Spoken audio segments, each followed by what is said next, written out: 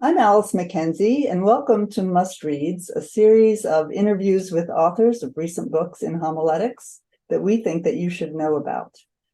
They are sponsored by the Perkins Center for Preaching Excellence at Southern Methodist University. Today, we have with us Dr. Lisa Washington Lamb. Thank you so much for joining us today. Dr. Lamb is an ordained minister in the Presbyterian Church USA. She is an affiliate faculty member at Fuller Theological Seminary and at St. Paul's Theological College in Malaysia. She is also a mission associate with Paraclete Mission Group, an organization dedicated to facilitating mission agencies, churches, and church planting movements around the world. So you're a very busy person. I don't know how you find time to write this book, but I've appreciated Dr. Lamb's work in multi-ethnic churches and worship and preaching that sustains them. And this latest book that I've asked her to talk about today is called Resonate, How to Preach for Deep Connection, published by Cascade Books in 2022. So welcome, Dr. Lamb from Malaysia, right? Yes, indeed. Yes. 7 p.m. here in Dallas and 8 a.m. in Malaysia.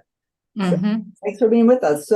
So the book has this wonderful title, Resonate, about deep connection, preaching for deep connection. So maybe we start by you telling us what is resonate as you're thinking about it. Well, I was drawn to the term thinking about two notes that resonate, that when two instruments are playing, or where there's the octave, or where there's that vibrating together sense of connection. And it made me think about how when we have a friend who's kind of spoken back to us our pain that we've just narrated, or they've just responded with empathy, we just say, oh, that really resonates. You've really described what I'm feeling so well. And we have that sense that we've connected with someone. And that's what I long for. And so that's a lot of what was on my heart, especially as I wrote this book during the pandemic, when there was so much disconnect between people. Yeah, that we need resonate. There's no word resonation, it's resonance. Resonance. Yeah. We want it.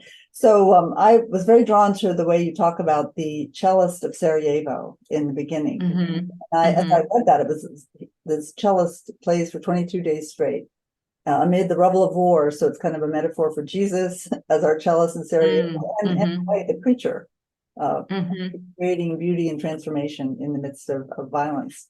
And it all started, it sounds like, back in high school when your Latin teacher got you so excited about verbs. And as I read about how excited you were about verbs, I got excited too. And you talk about person and tense and mode and voice. And the more I thought about it, the more I thought, well, you're really onto something in thinking about how these aspects of verbs correlate to different roles of, if I'm reading it right, roles of the preacher. And then not just that, but sermonic practices that we can engage. So the book to me is like this rich tapestry, and it's too ambitious in our brief interview to cover it all. So the readers will need to buy the book and explore what we can't explore in our time together.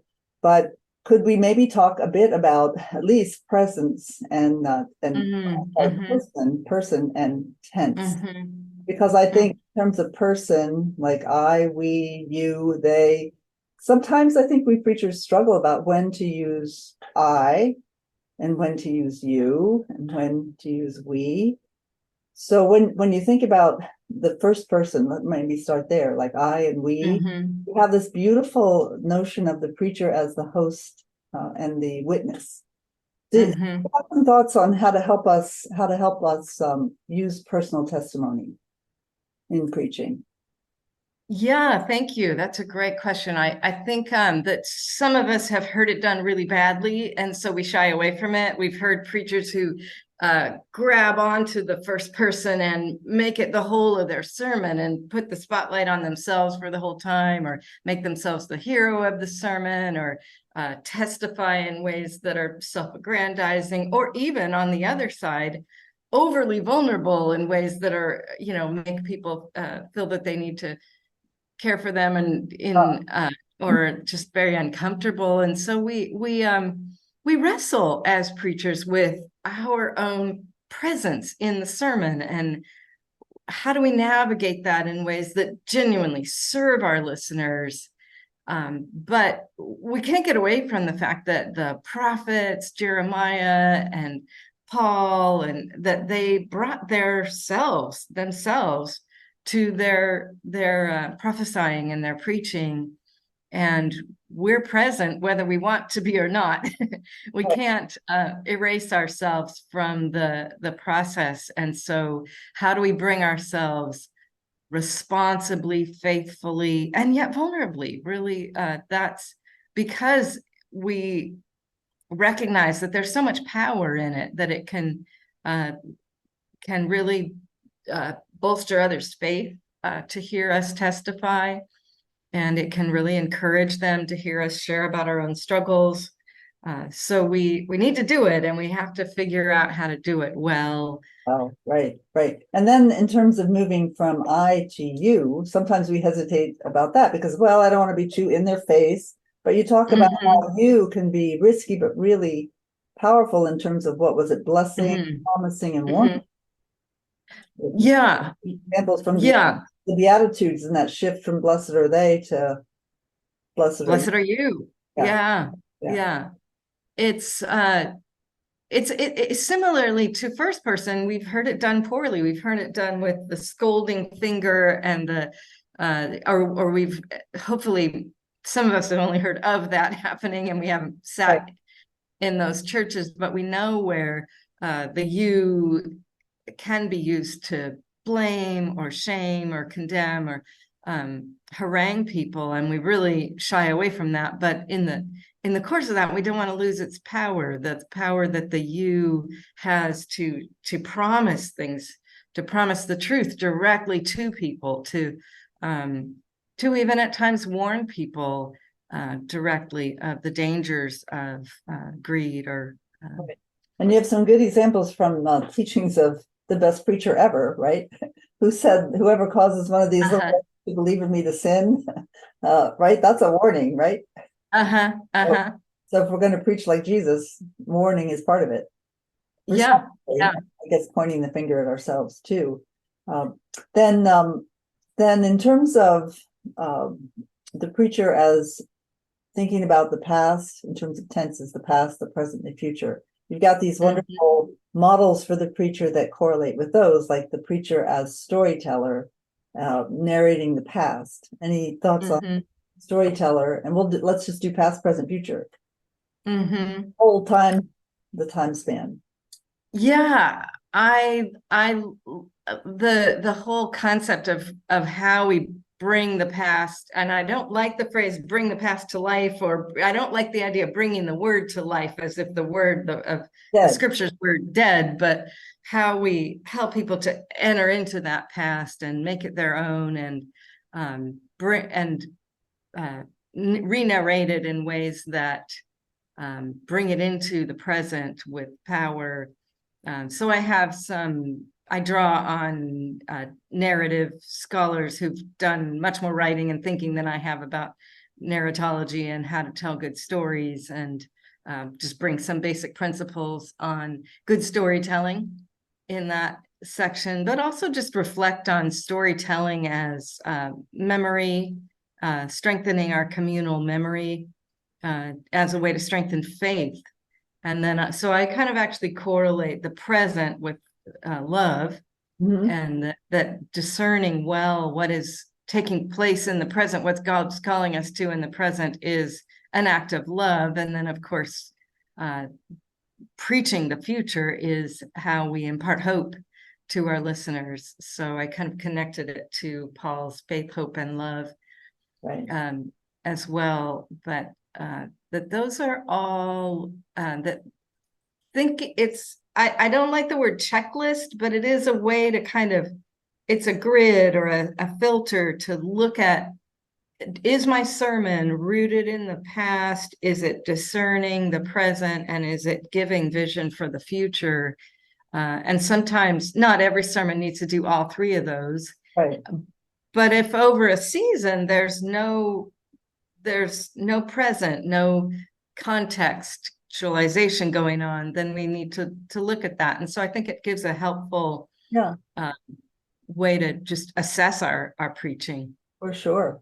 So if you had to pick maybe one of your you have 9 beautiful models for the preacher. Is there one that's sort of, I know the favorite question is a tough one, but one that you think rises at this point that we really need to attend to? I mean, they're all important. Yeah. Well, it's funny because it can sound a little nerdy, but the subjunctive mode is the mode of the playful trickster and the imaginer, the sort of the what if we were to do this, but what if we were to think about that differently? It's the invitation to consider what could be, what might be, Right. what we could do instead. So I love that idea of the subjunctive that doesn't just describe what is, but considers alternatives and what could be, and invites us to be a little playful and imaginative and daring. Right. And maybe end our sermons with not a nice stick-on bow, but maybe a question or yeah. How would this end if you were in this story, which you are? Yes. Yes. That's good. That's good. Exactly. That's using the subjunctive, if you were.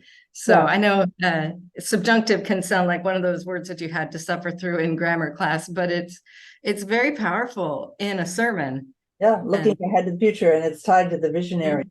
Exactly. I want to forget to mention that the book, if I haven't already, that the book is sprinkled with ask this, try this, and practices, so that each of these models for the preacher and these tenses and various aspects of verbs, they have sort of a very practical rubber hits the road way to think about them. So I appreciated that. Thank you. Yeah. My intention is that this book is not theoretical, it's not a super scholarly book. It's not, it doesn't have dozens of footnotes in each chapter. It's really intended to be practical and of practical help to the young preacher and to the seasoned preacher that could use a fresh tank of gas in there. Yeah, more fuel, more jet fuel. Well, I also appreciate that it could be used beyond clergy for anybody that wants to communicate and grow in their own faith. So here again, the book, beautiful cover, Resonate, How to Preach for Deep Connection, Dr. Lisa Lamb. And I want to thank you again for being with us today. And viewers, thank you. Do well to find and purchase this book and delve into verbs. So thanks very much. Thank you.